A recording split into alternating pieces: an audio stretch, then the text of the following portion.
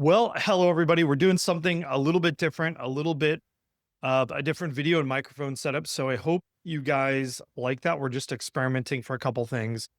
This past weekend was the Super Bowl, and it's really made me think there are actually a lot of things we can learn from sports that relate to the real estate market, especially here in Southern California. So let's see, it's February 10th. This is our Southern California housing market update. My name is Stephen Meade. So, how can we draw parallels from the sports world? And I think one of the things that struck me is that we can look at the stats of teams, we can calculate who's got this ability to run, who's got these talents, and we can quantify those skill sets. And we can run modeling, we can run simulations, and we can make, I would even argue, pretty decent predictions about how a season might go, right? Like about which teams we think are going to finish in the top 10, which do we think are Super Bowl contenders. But the reality is, it's very hard to predict how individual games are going to go that we have. And it's even harder to predict how exactly our individual plays or individual drives going to go. Right. And just because one team is significantly better than another doesn't mean they're always going to be on scoring runs or that they are never going to be scored upon. And I think it's important to take into that lesson when we're talking about real estate, because the reality is we can talk about market predictions for the year and maybe even have a decent amount of accuracy and predictive value in some of those things. But the reality is what we can't predict is exactly what you're going to experience when you walk into the home that you have fallen in love with and there are three other offers, right? And I think it's important to make that distinction. So on one hand, you can watch these videos and you can learn a lot about the market. You can understand the forces that are at play and maybe get the big picture. However, if you are interested in buying a particular home or if you have a particular home to sell, there are a lot of individualized factors that are going to go into how that's going to go. And I think it's important to remember that. And frankly, the reason why you want an agent who's really good at what they do. That is the reason that agents are involved in the transaction. Why I think we're going to keep having agents, why agents add a lot of value, not just me, but there are other smart agents out there, like, one or two, maybe. Not, I'm just kidding. There are actually a lot of great agents out there. Obviously, if you need help, I'd love to work with you, but I'm by no means the only one. Anyhow, let's get started. I want to jump into the stats because these kind of early updates in the beginning of the year are pretty interesting. So let me see here. All right, let me go ahead and open up our screen share here. Okay, so the first thing that we're looking at here is our total active listings, and obviously that's risen up. We are higher than we were at least under $1 million than we were at last year. I think if you are a first-time home buyer in the marketplace, LA Orange County, really, this is still a good time for you. I don't know how long it's going to be a good time for you, but as of right now, it's still a good time for you. And because we're watching also in that 1.2, we've seen our inventory rise, but that's pretty normal for the beginning of the year. Why? People hold off listing their homes in December, and then there's a rush of listings in that January timeframe. For example, we have a listing right now that is on the market in that sort of rush of listings. Now, if we look at our last 14 days new listings, everything in a very, very simple graph. And if you look at this, you look at that right side of the screen, you can see just how much of a jump. I mean, we are basically approaching the level that normally we would be at starting towards that March timeframe of listings. Really, we're about, 3 weeks ahead of where the market normally is this time of year. So that's important. Remember that. But likewise, if we look at our new escrows, those have taken a big jump too. And in fact, on both of these, we are a little bit better in terms of number of homes going under contract versus where we were at last year. Now that totally makes sense, right? Interest rates are better today than they were at this point last year.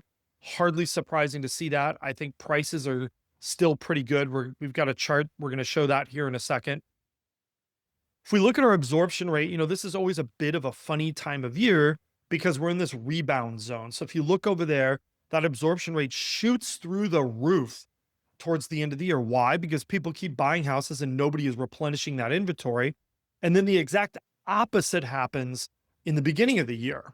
In the beginning of the year, we see a ton of new listings come onto the market all at once. These were kind of held up inventory. and buyers haven't quite caught up yet. And I've always thought this can be a unique opportunity for the right buyer, but I've noticed something year in and year out, and that is that buyers will often be hesitant. They will perceive this jump in inventory and the reduction in competition, and they will actually perceive that as a bit of market weakness and be afraid to move forward.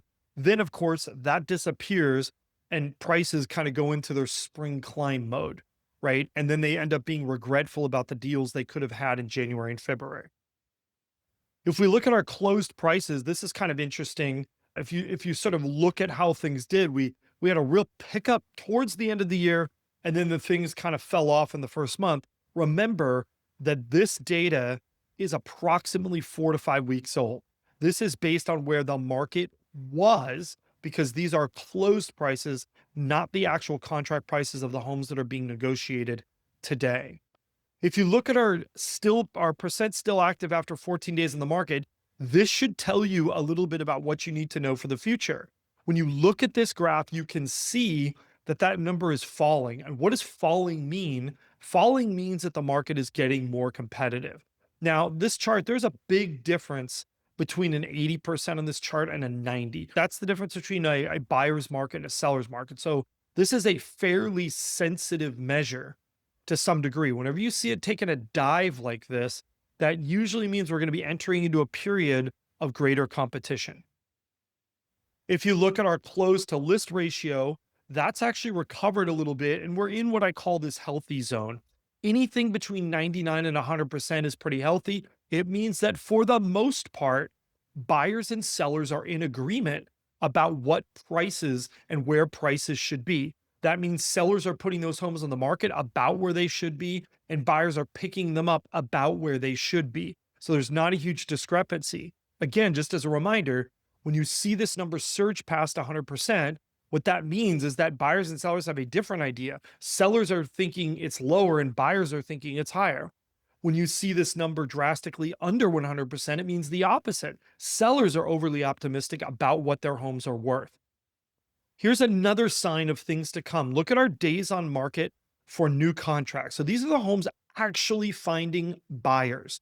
And you'll notice we had crept up there towards the end of the year, passed into the high 50s maybe even, and boy, did that reverse pretty quickly. We're back down around that 40-day mark. My expectation is we're going to see a very similar looking graph in 2026 that we saw in 2025. We're going to see that dip down towards that 30-day mark.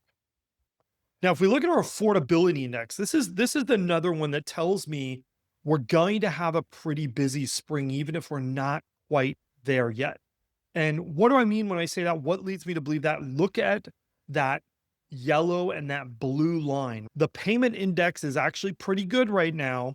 And you look at that rent index, which has been a little soft, but those are not super far apart from each other. This is the measure really that determines how much can the market bear to some degree in terms of an increase in home prices, right? Because obviously, if that payment index rises way too quickly, what are you going to notice? You're going to see people are just going to decide to rent instead. The housing market is always about alternatives. What alternatives do people have? Now, finally, if we look towards our prevailing interest rates, we can kind of get an idea of where things are at. Things are significantly better right now versus where they were a year ago. I know for buyers, it might not feel that way, but trust me, it is. You are in a much better spot being a buyer here in the middle of February in 2026 than you were in the middle of 2025. It might not seem like it. It never does for buyers. One of the phrases that I've come to learn to appreciate, because I think it's true, is that no matter how good or bad buyers have it, buyers don't realize how good they have it. And the time to buy a home, if everything else makes sense in your life, is almost always yesterday, right? It really does pay off in the long run. So I wanted to just kind of go through this with you guys. That's where I think we're at for the market. I think that we're going to see a bit of an upswing. I know it's coming. I know it's going to happen, but I want to thank you for watching. Obviously, if you need help in the real estate space, buying or selling here in Southern California, absolutely, we would love to lend you our expertise. Questions, comments, we love those. Don't hesitate to reach out, like, subscribe, do all that stuff, and we will see you again real soon.